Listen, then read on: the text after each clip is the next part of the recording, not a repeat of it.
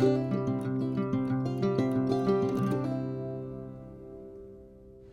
my name is Lori. Welcome to We Are Quilters. Today we're at my son's house for my introduction to episode 8, Ugly Ducklings to Swans. We are going to take rough blocks and trim them out so they are beautiful, usable pieces of fabric. I hope you enjoy. Here's the ugly little duckling block, not trimmed out, very rough. And here it is trimmed out, turned into a beautiful swan block. The easiest way to remove paper, if only this were true. Shh, be very quiet.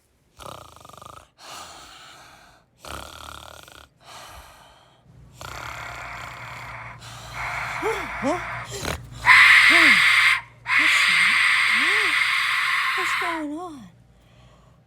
Oh no! Ah! Oh my gosh! Oh no! Oh, I am so embarrassed.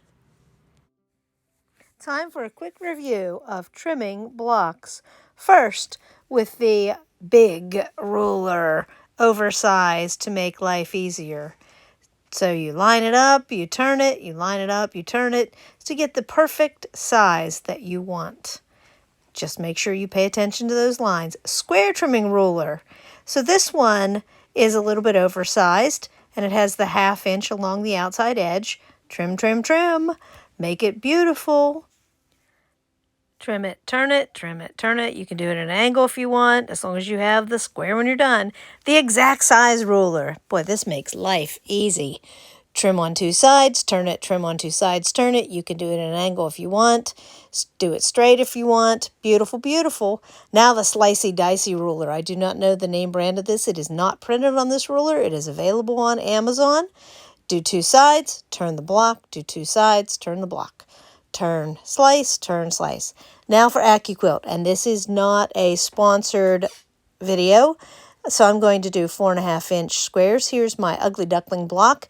I lay it on there, and I count this as 2 layers. You can do up to 6. I make sure that it is covering the dark part of the die, and I put 3 blocks on there. I count the paper as 1 layer and the fabric as another layer, so I do 3 blocks at a time.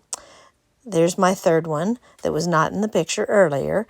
I put on my little mat and I shove it through. I brought the crank version of the Accuquilt because I was afraid I would burn out the motor trying to shove things through. And I know that paper dulls things, but they say you can trim paper too. So I go ahead and I trim paper. Here it is trimmed. Let me pull that up so we can all see it. Pull the extra part off. It's going to go in the fireplace here in this around this studio. And there they are, 3 beautiful blocks. 2 of them are the swans that were the ugly ducklings before.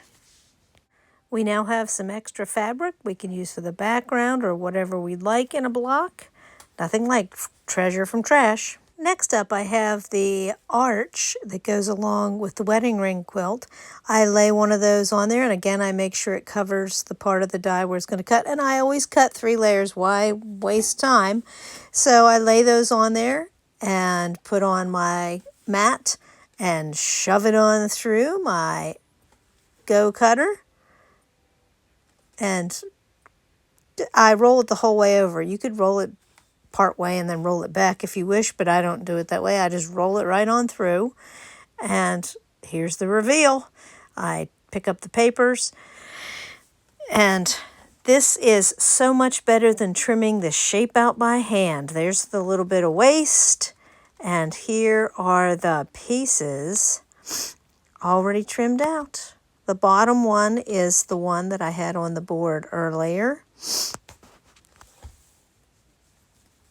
And I have enough of these to start assembling that wedding ring quilt. Here is the triangle, the 60-degree triangle. And you'll notice that I have written myself notes on the foam using a Sharpie. And that works wonderfully for me, so I remember what size to cut full-size pieces to put it on there, so I'm not wasting a lot of fabric. But I have my triangle laying on there, and I just roll it right on through after I put the mat on it. And it works wonderfully. This is another one of those shapes that it's not too horrible to cut, but they cut out the corners for you at the bottom and the top. So it's easier to line up as you're using it when you're cutting those little rectangle triangles too. Not that this is an advertisement. Removing the paper is not the bad thing that you think it is. It is actually quite easy. Someone just recently asked me, do you wet it? No, I do it dry. It's easier that way. It's actually harder to wet down. I do have little scissors and bigger scissors and some kind of pointy thing in case I need to get into a corner. And I always have like a little trash can container. And here we go. I start at the outside edge. I work my way around. I pull out whatever's easiest. And then I lay the block down and inspect for any threads, because you remember I sewed the whole way across. So there I have the papers. Not much to it, even though I did speed it up. And they go right into the fireplace for a couple kilocalories of heat. Because why not? I don't need them for anything. And now for a little block show.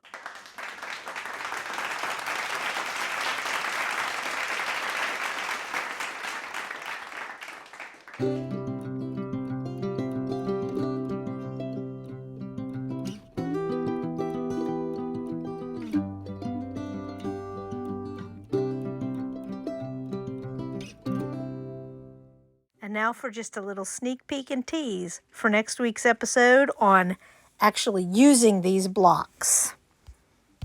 I would like to introduce my little assistant grand dog, Nugget. Small for the camera, Nugget. Just a couple little side notes here. You do not need to use paper. You can do this freeform if you wish. It works out the same way, and then you don't have to pick the paper. Either way, it's good stuff. You can't mess this up. Give it a try. It is very freeing. Thank you for watching. I appreciate your support. Please remember to like and subscribe. See you later.